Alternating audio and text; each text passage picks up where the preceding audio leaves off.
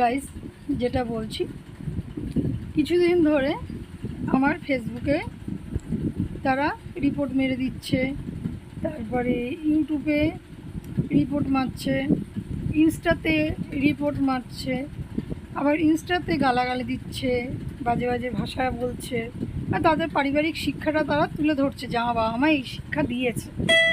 ঠিক আছে, তা যাই হোক, তারা করে বেড়াচ্ছে, করে বেড়াক। আমি তাদের উদ্দেশ্যে বলছি, তোরা করছিস তো করতে থাক, তাতে আমার কোনো সমস্যা নেই।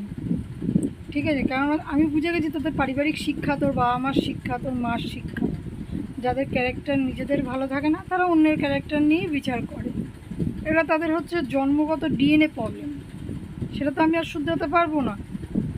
আর কিছুদিন ধরে বলছে আমি নাকি টিনের বাড়ি থাকি, আমি গরিব।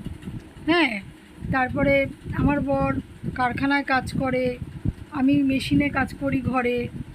আমরা মানে পয়সা নেই, পরের বাড়ি থাকি। শ্বশুর বাড়ি থাকাটাকে আমার পরের বাড়ি বানিয়ে দিয়েছে।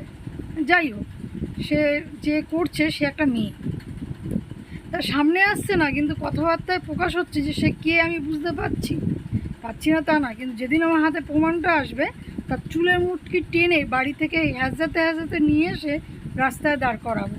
কারণ রাস্তার মেয়ে ছেলে তো, রাস্তার মেয়ে ছেলে না হলে এই ধরনের বাজে বাজে নোংরা নোংরা যা ভাষা, আমি সেগুলি বলতে পারছি না এই সোশ্যাল মিডিয়ায়।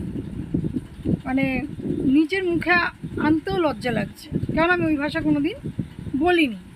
তাদের বলে অভ্যস্ত, কিন্তু আমি তো তাদের মতন বলে অভ্যস্ত নই। তো তাদের উদ্দেশ্যে বলছি, যদি ক্ষমতা থাকে আমার সামনে আয়, সামনে এসে বল। সে ক্ষমতাটাও নেই। তোদের ডিএনএ প্রবলেম আছে, তোদের চরিত্রের